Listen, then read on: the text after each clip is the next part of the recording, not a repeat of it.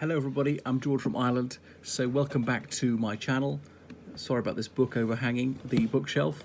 And I'm going to be talking about His Royal Highness Prince Harry, the Duke of Sussex, and his latest interference in global politics, talking about coronavirus.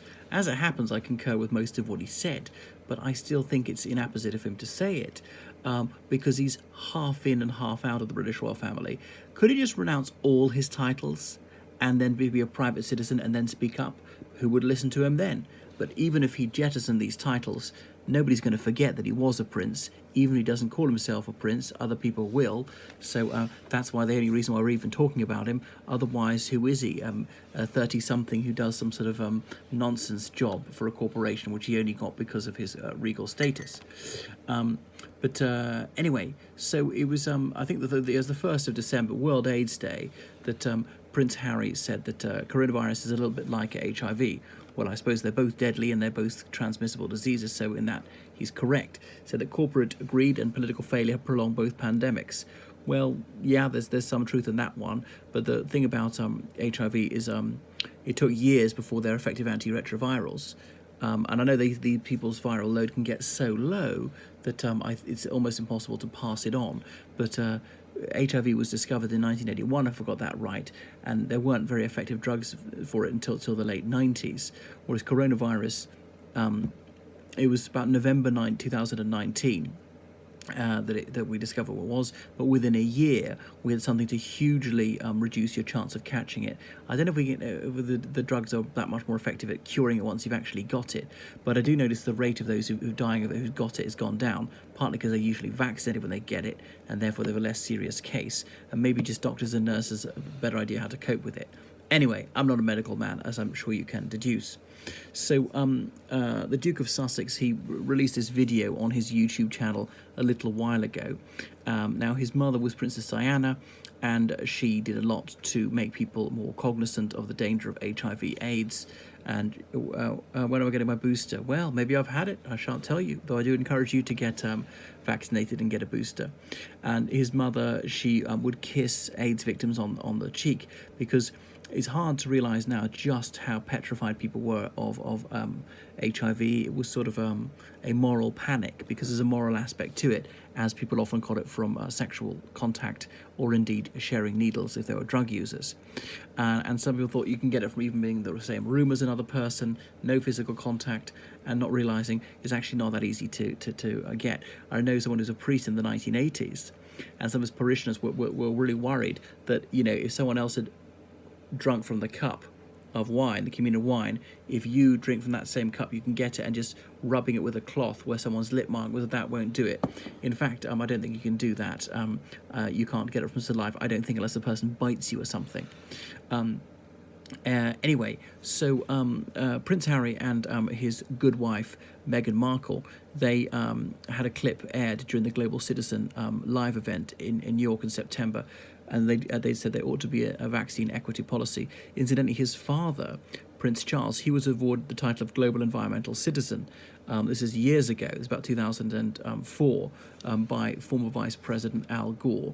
His father sort of making people more aware that climate change was a big issue, even though Prince Charles is a massive climate change hypocrite, just like Al Gore, having several large houses. Think of all the electricity those needs for heating and everything else. Having cars, lots of them, large cars, even the ones when you're not driving them. Yeah, but to manufacture and transport it to you, that still emitted a lot of carbon. And all the suits he has, and flying everywhere, there's several staff. So it's just nauseatingly hypocritical. So it's all do as I say, do what I do. Why don't you walk the walk? Don't just talk to talk. Live the example, okay? And help people. You've got enough money. You've got very deep pockets. You know, tens of millions of pounds of unearned income, which ultimately come from people on minimum wage. If you really care about the needy, put your hand in your own pocket for once, instead of telling people on middle incomes that they should be giving till it hurts. So they never set a good example. There's a People's Vaccine Alliance, which is a group of groups, if you will, that have coalesced to say there ought to be vaccine available to all people in every country. So there's UNAIDS, United Nations Programme on AIDS, Amnesty International Oxfam, they've all said we ought to be making these medicines more widely available. And I concur. It'd be great if everybody could get the vaccine, or everybody get the medicine he or she needs. And the trouble about is having these things commercialized, then these scarce resources are allocated through the price mechanism, which means affluent people who don't really need these things, or even don't need them at all, can get them, and those who need them but can't afford them, well, they're just going to die prematurely in agony. Hello there, Ahmed Sonmez. And by the way, thank you so much for donated on PayPal. I urgently need donations to keep the channel going, so please donate on PayPal to me, georgecallahan79@gmail.com. So His Royal Highness said that the big pharmaceutical companies ought to terminate their vaccine monopolies and ought to share technology gratis, so that less economically developed countries could produce their own vaccines. But these things run on profit, and if they don't have profit, they can't produce more vaccines. Admittedly, there are also shareholders who just want to get rich. And getting rich is a legitimate aspiration. If you think being rich is so immoral, Prince Harry, why don't you give away your own wealth? Charity starts at home. So, but even though he's a nauseating hypocrite, that still doesn't mean the substance of what he says is wrong. Can the devil speak true? Not that he's the devil, even metaphorically. So many people say that rich countries are not doing enough to assist the less affluent countries. So there's also vaccine hesitancy is a problem. People are scared off it by anti-vaxxers, these anti-scientific loonies. And it is true, we don't know what the long-term effects of these vaccines are. They were rushed through, and now normally there's this tort liability if you produce a vaccine, for example, and then it has some negative repercussions in the longer term. We just don't really know. You'd have to have some sort of longitudinal study, doing on computer models, do it on various species of mammals before it was even licensed to try on a few human volunteers in a very cautious way. But all that was railroaded through because the not having the vaccine was going to kill far more people than if the vaccine has bad consequences. I met Prince William, yes. No, Prince William's sort of academically mediocre, got an A, B and a C in his A-levels, which for Eton actually is well below par. He went to St Andrews University to read a history of art. So Prince Harry has been writing to some of the top people in UN AIDS, and with the crown above his big H for Harry. So again, emphasising his royal status and signing himself Prince Harry, the Duke of Sussex. Now he's got this charity Centre Barley, which is for I think it's for AIDS orphans in Lesotho, and he runs it with a Lesotho or is it Swazi Prince Eswatini? Sorry, we call that country not Swaziland anymore. And so this is also quite a political issue. I know there's certainly a moral aspect to it. It should be uncontroversial to say that people ought to get the medicines they need. I know that they're the real anti-affordable care people in the United States who say, no, people should be charged exorbitant amounts for medicines that they desperately need to stay alive or to abate their agony. Seems quite a rebarbative point of view to me.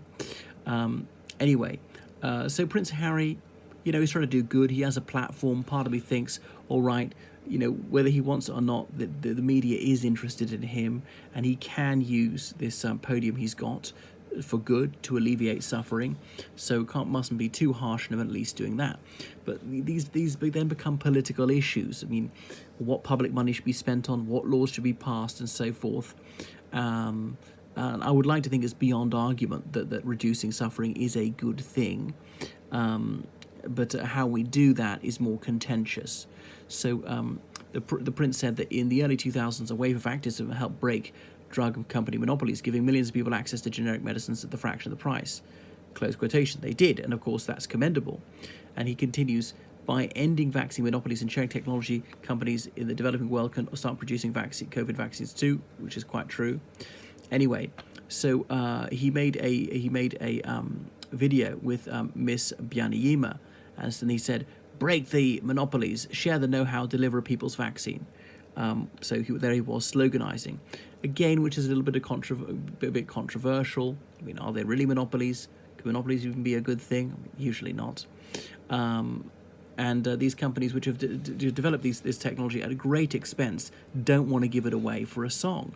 Otherwise, we'll have no pharmaceutical companies. We could have the state doing it. But the state is generally less efficient, produces things which aren't quite so good, take much longer, and sometimes cost even more.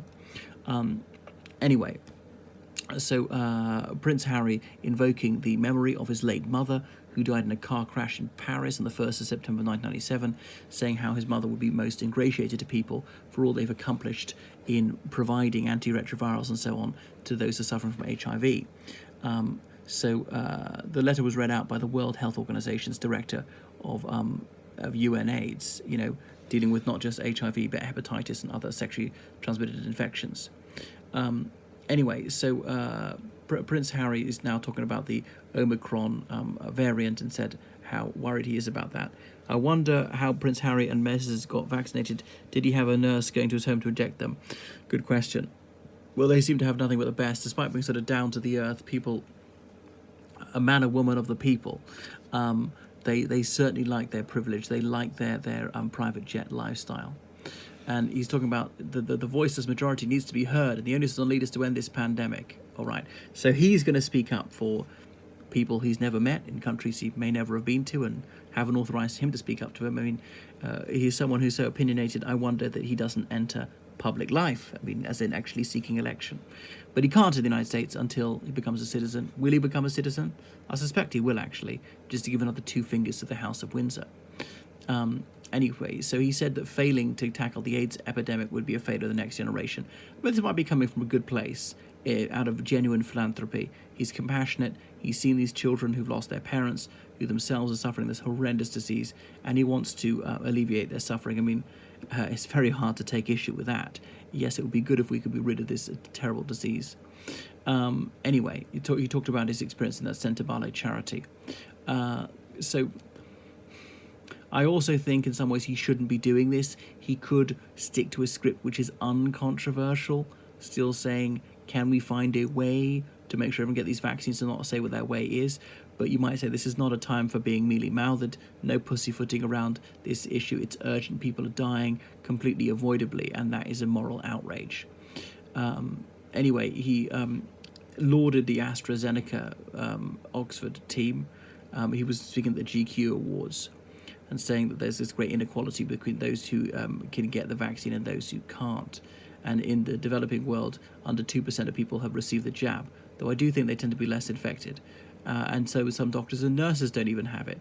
But yeah, I think that is pretty bad. It'd be great if everybody who need it had it. And the thing is, it would affect me too, because I could go to this developing country and catch it from someone who's been unvaccinated. If I'm vaccinated, everyone I meet is vaccinated, then you can't catch it. But, I'm going to come into contact with some people who are not vaccinated. And he rightly lambasted this huge-scale lying, which is scaring people off these vaccines, these anti-vaxxers. If you really don't trust vaccines, just stop trusting doctors generally and nurses, and don't take any medicine. Because these anti-vaxxers who refuse to take it and then get it, what do? They go to the doctor where they're treated with medicines. Oh, and I thought medicines don't work, or they're a huge conspiracy or something like that. It's a communist thing, some of these absolute malevolent loonies say. I mean, the malignity of the anti-vaxxers is really jaw-dropping. But it's dolent that such imbecility can still carry on. Anyway, so that's enough for the moment. Prince Harry, this is one of the times I have more sympathy for what he's saying than perhaps any other, but it doesn't really sit very well with his princely status. So can he just really finally make his mind up and not try to have his cake and eat it, and just renounce that title altogether? Then say what he likes. He could have sort of cleared his speech with the British government to say, okay, we think this is uncontroversial, this is a way which is not going to ruffle too many feathers. That's enough from me. Goodbye.